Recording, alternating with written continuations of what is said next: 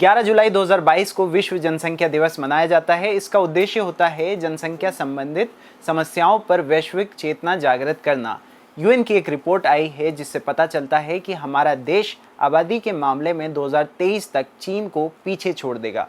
Worldometer website के मुताबिक पूरे विश्व की कुल आबादी है 795 करोड़ और 795 करोड़ में से करीब 145 करोड़ के साथ चीन की आबादी सबसे ज़्यादा है। वहीं दूसरे स्थान पर 140 करोड़ आबादी वाला भारत है।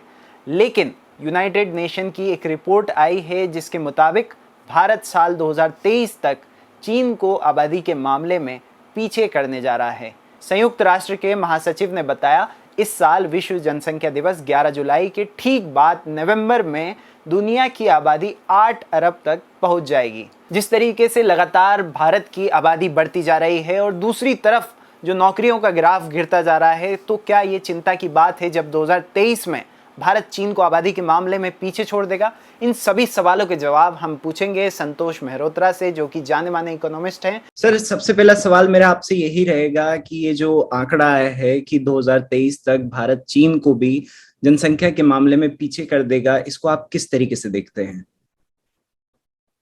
इसमें सबसे पहली बात ध्यान में रखने वाली ये है कि 1951 में जब हमारा सेंसस हुआ था, तब हमारी जनसंख्या थी 33 करोड़ 330 मिलियन, और चीन की हमसे कहीं ज्यादा थी 55 करोड़ 550 मिलियन। तो 75 साल में हम चीन की बराबरी भी तो किसी भी तरीके से नहीं कर पाए हैं, मगर एक उपलब्धि हमने ये जरूर की है कि हमने उनकी जनसंख्या पार कर दी है, जबकि वो उनका देश हमारे देश से कहीं ज्यादा बड़ा है। खैर, ये कैसे हुआ ये समझना आवश्यक है। इसके मुख्यतः 3 कारण हैं, और इसके लिए हमको फिर से इतिहास के परिप्रेक्ष्य को समझना पड़ेगा। आज़ादी के आंदोलन के बाद, आज़ादी के बाद हमने जो तवज्जो शिक्षा, स्वास्थ्य पे देनी चाहिए थी वो हमने नहीं दी, और चीन ने वो हमारे मुकाबले कहीं ज्यादा दी। और उन्होंने क्योंकि दी और शिक्षा सब बच्चों को प्राप्त कराई, सब महिलाओं को प्राप्त कराई, और ग्रामीण इलाकों तक में और गरीब तबकों के लिए सार्वजनिक शिक्षा प्रणाली स्थापित ही नहीं हुई, उसको कारगर भी बनाया गया, उसको गुणवत्तापूर्ण भी बनाया गया। उसका असर ये हुआ कि उनकी जो आपकी जनसंख्या वृद्धि दर थी, वो जनसंख्या वृद्धि दर कम हो गई, हालांकि शुरू में काफी बड़ी थी। और हमारी जनसंख्या वृद्धि दर में इजाफा ही होता रहा लगभग 30 साल। 51 से 81 के 30 सालों में हमारे यहाँ जो जनसंख्या वृद्धि दर थी वो 2.25% हुई पहले दशक में, 51 से 61 तक। और ये ध्यान रहे कि 1900 से 1950 तक हमारी जो वृद्धि दर थी, जनसंख्या वृद्धि दर, वो 1% से कम थी, क्योंकि जाहिर है अंग्रेज ये नहीं चाहते थे कि वो यहाँ पर स्वास्थ्य और शिक्षा की सेवाएं प्रदान करें, तो उसका असर हम अपने क्रूड डेथ रेट पे, यानी कि मृत्यु दर पे देख रहे थे। खैर, तो वो 1% से कम से हो करके 2.25% हो गई पहले दशक में, फिर 2.5 हुई, थोड़ा सा उससे ऊपर गई, और 81 के दशक के बाद वो गिरनी शुरू हुई। वृद्धि दर की बात कर रहा हूं। जाहिर है इसका असर ये हो रहा था कि हमारी जनसंख्या 81 तक लगभग 60 करोड़ हो गई थी 33 करोड़ से, और उसके बाद 2001 तक वो और फिर से दुगनी हो गई, लगभग 1.2 अरब हो गई।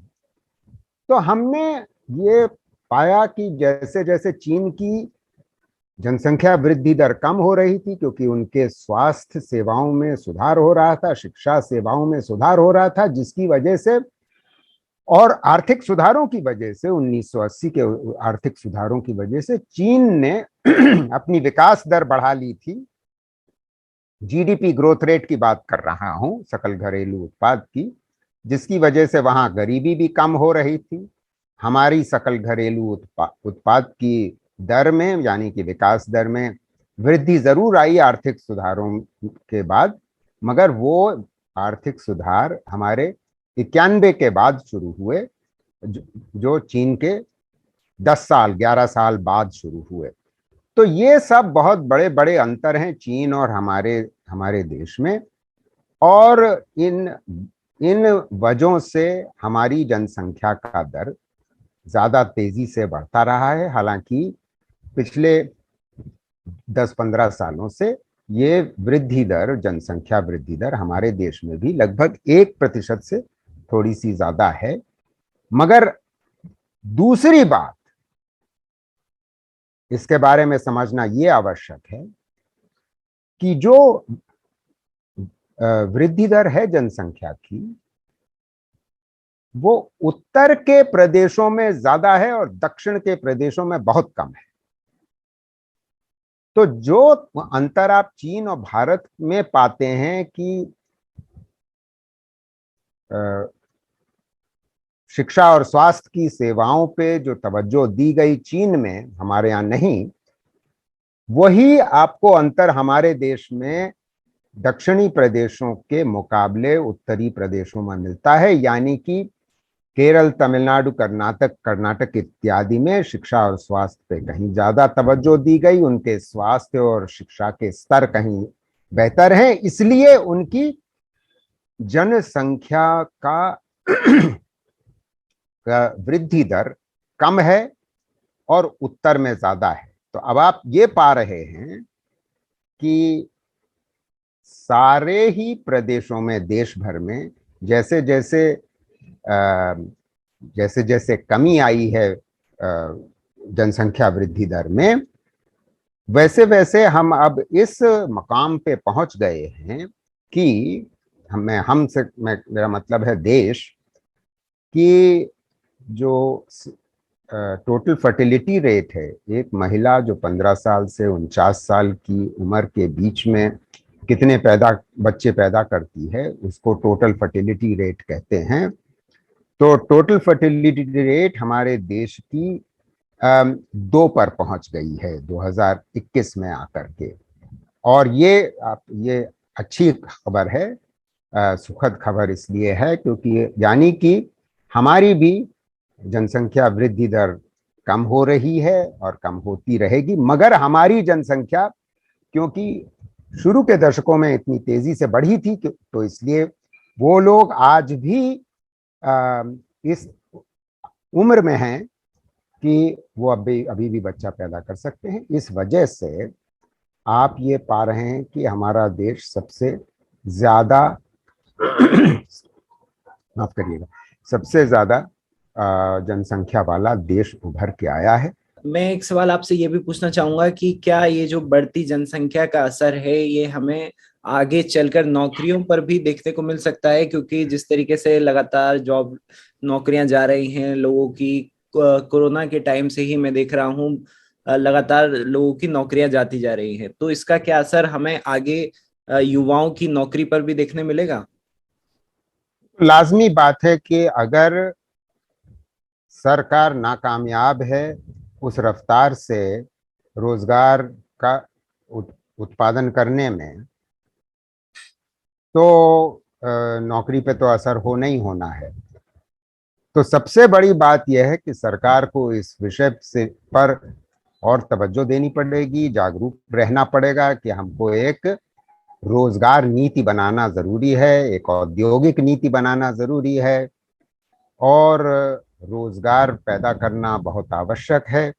मगर दूसरी ओर जैसे मैं कह चुका कि खास तौर से उत्तर के प्रदेशों में शिक्षा और स्वास्थ्य पे जो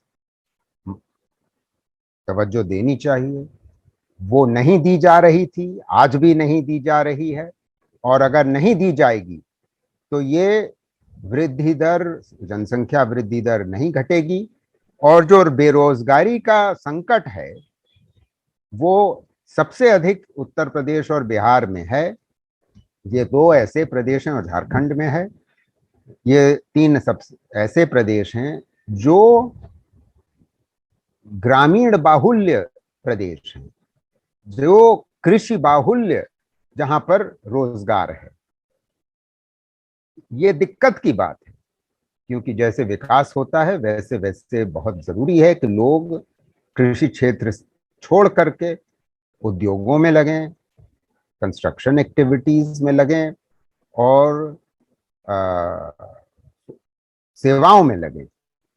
मॉडर्न सर्विसेज का में विकास आना चाहिए, तब नौकरियां पैदा होंगी। क्योंकि ये संभव नहीं है कि लोग कृषि में लगे रहें और उससे हमारे देश में उत्पादकता बढ़ेगी और आय बढ़ेगी। क्योंकि आप ये तो आप देख ही रहे हैं, कृषि क्षेत्र में रोजगार उत्पन्न नहीं हो रहा है, बल्कि कृषि क्षेत्र में लोग वापस अभी कोविड के दौरान इसलिए गए क्योंकि मिला जुला जो असर था, एक तो महामारी का प्रकोप और दूसरी ओर लॉकडाउन, बेतरतीब लॉकडाउन जो लगाए गए, जिनकी वजह से रोजगार पे आघात हुआ, असंगठित क्षेत्र पे आघात हुआ। क्योंकि अधिकतर नौकरियां गैर कृषि क्षेत्र में, असंगठित क्षेत्र में हैं, एक डेटा और माइक्रो स्मॉल मीडियम एंटरप्राइजेज में हैं। जी, एक डेटा में दिख रहा था कि जब पहला लॉकडाउन लगाया था सरकार ने, तब करीब 12.5 करोड़ लोगों की नौकरियां गई थी। जी, बात सही है। तो वो एक बहुत मूर्खतापूर्ण कदम लिया गया था 4 घंटे की नोटिस पे। और क्योंकि आपने लॉकडाउन का मुद्दा उठा ही दिया है तो मैं आपको याद दिला दूं, और या आपके श्रोताओं को बता दूं कि हमारा लॉकडाउन 4 घंटे की नोटिस पे बिना कोई पहले से तैयारी किए हुए तो लागू किया ही गया। दुर्भाग्यवश हमने एक नेशनल लॉकडाउन लागू कर दिया इतने महाकाय देश पर, जबकि चीन जो हमसे बड़ा देश है उसने इस तरीके का नेशनल लॉकडाउन नहीं लागू किया था। उन्होंने वुहान में, जहां पर कोविड शुरू हुआ था, शहर है वुहान, राजधानी है हुबेई प्रोविंस की, पहले वुहान में लॉकडाउन किया, फिर हुबेई में लॉकडाउन किया, और ट्रेनें देश भर से हुबेई से बंद कर दी बाकी बकाया देश में। मगर बाकी देश में जो यातायात था वो चल रहा था, जो आर्थिक गतिविधियां थी वो चल रही थी बाकी देश में। मगर हमने क्या किया, हमने पूरे देश को बंद कर डाला, सारी आर्थिक गतिविधियां बंद कर डाली, सारा यातायात बंद कर डाला, जिसका असर ये हुआ कि बेचारे माइग्रेंट वर्कर्स जो पलायन करके अपने अपने गांव से आए थे वो पैदल वापस गए, और अब वो वापस आने के लिए कि बहुत जल्दबाजी में नहीं है, कुछ वापस जरूर आए हैं। मगर दिक्कत यह है कि पिछले 2 साल में कृषि प्रधानता का हमारे देश में और बढ़ोतरी हुई है। मतलब रोजगार में कृषि प्रधानता और बढ़ गई है। जो जो जो एक प्रक्रिया चल रही थी 2004 के बाद कि कृषि क्षेत्र में लोगों की जो संख्या थी वो निरंतर कम हो रही थी, और इतनी रफ्तार से कम हो रही थी कि the total number of workers in agriculture fail in absolute terms. तो ये रोजगारी पे तो असर इस जनसंख्या वृद्धि दर का आ ही रहा है, और ख़ासतौर से यूपी, बिहार, झारखंड पर, और राजस्थान और मध्य प्रदेश में आ ही रहा है। तो इस पे सरकारी नीतियां अगर जैसी हैं वैसी चलती रही। आजकल जो टीवी चैनल्स पे जब से डेटा आया है यूएन का, मैं देख रहा हूँ कि लगातार डिबेट चल रही है कि एक जो समुदाय है मुस्लिम समुदाय को लेकर, कि ये लोग जो है भारत में जनसंख्या बढ़ा रहे हैं, इसको आप कैसे देखते हैं? इसके बारे में दो तीन बातें समझना बहुत जरूरी है। पहली बात ये कि हालांकि मुसलमान परिवारों का के मुसलमान हाउसहोल्ड्स में बच्चे अधिक पैदा होते रहे हैं हिंदू परिवारों के बनिस्बत, मगर अब इसमें जो मूल बातें हैं और बहुत ही महत्वपूर्ण मूल बातें हैं, इनको भी समझना आवश्यक है। पहली बात तो यह है कि देश भर में मुसलमान परिवारों में जो जनसंख्या वृद्धि दर है वो सबसे तेजी से गिर रहा है। जितने भी और समुदाय हैं उनके बनिस्बत सबसे तेजी से गिर रहा है। दूसरी बात, जिन समुदायों में गरीबी ज्यादा है उन समुदायों में हम पाते हैं, और ये दुनिया भर की कहानी है, ये हमारे देश की ही कहानी नहीं, उन समुदायों में हम ये पाते हैं कि उनकी जनसंख्या वृद्धि दर ज्यादा है। जैसे अनुसूचित जाति, जैसे अनुसूचित जनजाति और मुसलमान, उनकी जनसंख्या वृद्धि दर में कोई खास अंतर ही नहीं है। उन्हीं के परिवारों में ज्यादा बच्चे पैदा होते हैं, क्योंकि उन्हीं परिवारों के इर्द गिर्द उस प्रकार की शिक्षा सेवाएं, स्वास्थ्य सेवाएं नहीं उपलब्ध कराई गई है, और ये सरकार की नाकामयाबी है। खड़ा आपको समझाता हूं जिससे ये मुसलमानों पे जो तोहमत लगाई जा रही है उसका पर्दाफाश हो जाता है। क्या कि केरल में मुसलमानों की जो एक फर्टिलिटी रेट है, टोटल फर्टिलिटी रेट, वो कम है बनिस्बत हिंदू सवर्णों की परिवारों की साइज का से उत्तर प्रदेश में। मैं दोहराता हूं अपनी बात कि मुसलमान परिवार जो केरल में रहता है उनमें कम बच्चे होते हैं बनिस्बत ऐसे परिवार जो सवर्ण हिंदू यूपी में रहते हैं। अब आप समझ ली तो इसका अर्थ क्या निकल रहा है? अर्थ वही निकल रहा है जो मैं बार बार आपके इस साक्षात्कार में शुरू से कह रहा हूं। चीन और भारत में क्या अंतर है? शिक्षा और स्वास्थ्य। दक्षिण और उत्तर के प्रदेशों में क्या अंतर है? शिक्षा और स्वास्थ्य। और यही आपको समुदायों के फर्टिलिटी रेट में, जनसंख्या वृद्धि दर में, यही फर्क आपको दिखाई दे रहा है। नेशनल यूथ डे पे एक डेटा आया था कि पूरे विश्व में 121 करोड़ करोड़ युवा है, जिसमें से 25 करोड़ युवा भारत का है, और दूसरे स्थान पर 17 करोड़ चाइना का, और तीसरे स्थान पर इंडोनेशिया 4.6 करोड़। और इसको अगर हम ऐसे देखें, भारत की कुल जनसंख्या है 140 करोड़ और चीन की है 145 करोड़, लेकिन इसमें से कितने युवाओं के पास रोजगार रहेगा 23 के बाद? देखिए, रोजगार का मुद्दा पे सरकार पहली बात तो तवज्जो नहीं दे रही, तो रहेगा या नहीं रहेगा तो ये तो इस पर निर्भर करेगा ना, सरकार की नीतियों पे। तो सरकार को इसको पहले तो रिकॉग्नाइज करना चाहिए ना।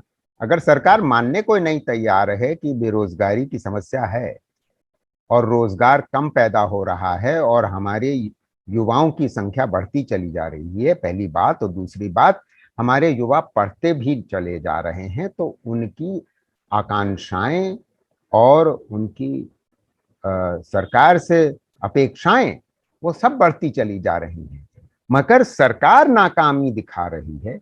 न रोजगार पैदा करने में सक्षम है, न शिक्षा उस तरीके की गुणवत्तापूर्ण प्रदान करने में सक्षम है। अब 2 साल क्या हुआ कोविड के दौरान, हमारे देश के सरकारी स्कूल वाले बच्चे बिल्कुल कुछ भी नहीं पढ़े, क्योंकि उनके पास ऑनलाइन टीचिंग की सुविधा ही नहीं थी, क्योंकि उन बेचारों के पास घर में स्मार्टफोन नहीं है और सरकारी स्कूलों के पास उस तरीके की ऑनलाइन टीचिंग करने की भी सुविधा नहीं है, है? और तीसरी बात, सरकार की जिम्मेदारी थी कि कम से कम कोविड में ही स्वास्थ्य सेवाओं पे का सुधार होता, मगर कोई सुधार हुआ नहीं हुआ, क्योंकि सरकार पैसे खर्च करना ही नहीं चाहती। मैं आपको बजट की का हाल बता देता हूं। स्वास्थ्य सेवाओं का पर बजट केंद्र सरकार का फाइनेंशियल ईयर 21 में 86,000 करोड़ था, फाइनेंशियल ईयर 22 में यानी कि 21-22 में वो 86,000 करोड़ था। यानी कि इन रियल टर्म्स मुद्रास्फीति को का हिसाब लगाते हुए 22 में कमी आई 21 के मुकाबले, और फाइनेंशियल ईयर 23 में 22-23 में जिसका बजट अभी फरवरी में घोषित किया गया था, उसमें भी 86,000 करोड़ ही था। यानी कि इन रियल टर्म्स वो फिर कमी आई है, जबकि आप मुद्रास्फीति दर देश में क्या चल रही है उसके बारे में हम अलग से चर्चा कर चुके हैं कि रियल टर्म्स में वो भी कम। तो ऐसे समय जब महामारी का प्रकोप एक शताब्दी में पहली बार आया है और देश में, हमारे देश में महामारी का प्रकोप दुनिया के मुकाबले कहीं ज्यादा आया है, ऐसे समय में अगर केंद्र सरकार पैसा खर्च करने के लिए स्वास्थ्य पे तैयार नहीं है, तो आप क्यों उम्मीद कर रहे हैं कि स्वास्थ्य सेवाओं में सुधार आने वाला है, खासतौर से उत्तर प्रदेश, बिहार, झारखंड, राजस्थान में, मध्य प्रदेश में। सर, अभी आप रोजगार की बात कर रहे थे कि सरकार ऐसी स्कीमें लाए। अभी सरकार हाल ही में अग्निपथ स्कीम लाई है, जिसपे काफी ज्यादा डिस्कशन हो चुका है, लेकिन मैं फिर भी चाहूंगा कि आप थोड़ा सा उसमें एक ये चीज भी ऐड करें कि अग्निपथ स्कीम में सरकार बोल रही है कि हम युवाओं को रोजगार दे रहे हैं, 4 साल सेना में काम करने का मौका दे रहे हैं, उसके बाद कई जगह पे युवाओं को रिजर्वेशन दिया जाएगा, उनको प्रेफरेंस दी जाएगी जो भी अग्निवीर होगा। तो ये सरकार तो कह रही है हम दे रहे हैं रोजगार। देखिए, सरकार ने की जिम्मेदारी है कि हमारी सेनाओं को सक्षम बनाए रहें। हालांकि एक जिम्मेदारी ये भी है कि उनकी औसतन उम्र कम करे, जिसका एक उद्देश्य अग्निपथ है।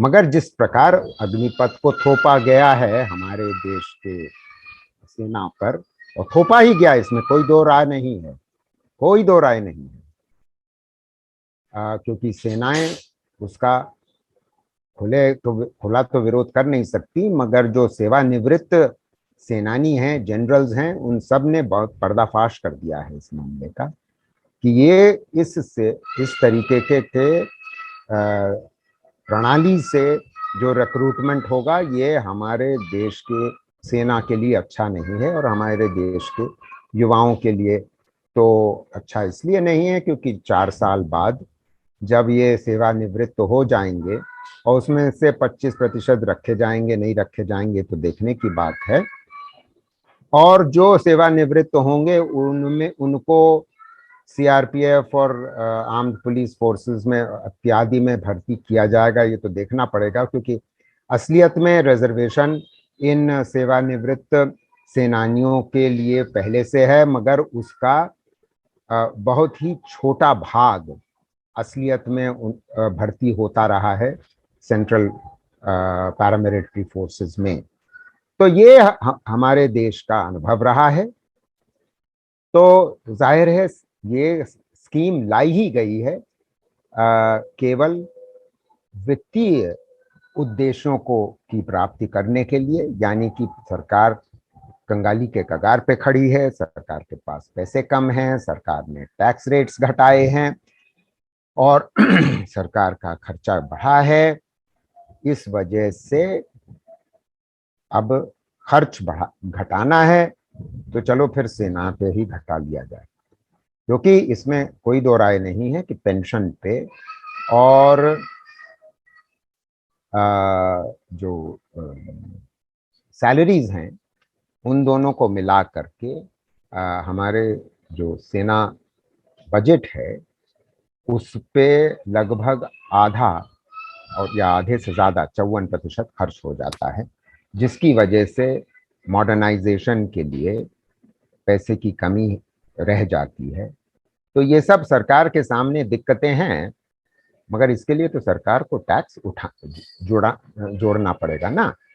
और वो पेट्रोल डीजल का दाम बढ़ा करके, मुद्रास्फीति बढ़ा करके तो नहीं होने वाला है, क्योंकि उससे उतना पैसा इकट्ठा नहीं हो सकता। उससे तो रोजमर्रा का खर्च सरकार चला रही है, जबकि आम आदमी की जेब वैसे ही खाली हो चुकी है, मुद्रास्फीति दर वैसे ही बढ़ी हुई है। और अगर आम आदमी चीजें खरीदेगा नहीं तो उद्योग निवेश कैसे करेंगे? उद्योग निवेश नहीं करेंगे तो विकास दर नहीं बढ़ेगी, विकास दर नहीं बढ़ेगी तो नया रोजगार नहीं पैदा होगा निजी क्षेत्र में। 1798 में जो थॉमस माल्थस ने एक थ्योरी दी थी कि ह्यूमन पॉपुलेशन अपने आप को सरवाइव करने के लिए सारे पॉसिबल रिसोर्सेस को खत्म कर देगी, इसको आज आप कैसे देखते हैं? क्या ये सच होता जा रहा है? नहीं, कतई नहीं। वो तभी ही उनकी थ्योरी को नकार दिया गया था 250 साल पहले ही। और वो सच इसलिए नहीं हुआ क्योंकि जब वो लिख रहे थे वो इस बात से जाहिर है अवगत नहीं थे, ना हो सकते थे, कि पहली औद्योगिक क्रांति उन्हीं के देश में हो रही थी। उसके बाद औद्योगिक क्रांति पूरी यूरोप में फैली, अमेरिका में फैली। उसके बाद दूसरी औद्योगिक क्रांति आई 1880 के दशक में। उसके बाद तीसरी औद्योगिक क्रांति आई, डिजिटल रेवोल्यूशन आया 1950 के बाद। और अब चौथी औद्योगिक क्रांति आ चुकी है। तो तकनीकी सुधार लगातार होता रहा है हमारे देश में और फूड प्रोडक्शन बढ़ता चला जा रहा है। इस वजह से माल्थस की जो थ्योरी थी वो न तब सही थी और न अब सही है। तो दिक्कत वो नहीं है, दिक्कत ये है कि जो गरीबी है आज उसका निवारण होना है। और उसका निवारण तो तीन ही चीज़ों से हो सकता है, जिसके लिए सरकारों को जिम्मेदारी, और हमारे देश में ख़ास तौर से, क्योंकि हमारे देश में गरीबों की संख्या दुनिया में सारे देशों के मुकाबले ज़्यादा है। तीन चीज़ क्या है? कमाई, दवाई और पढ़ाई।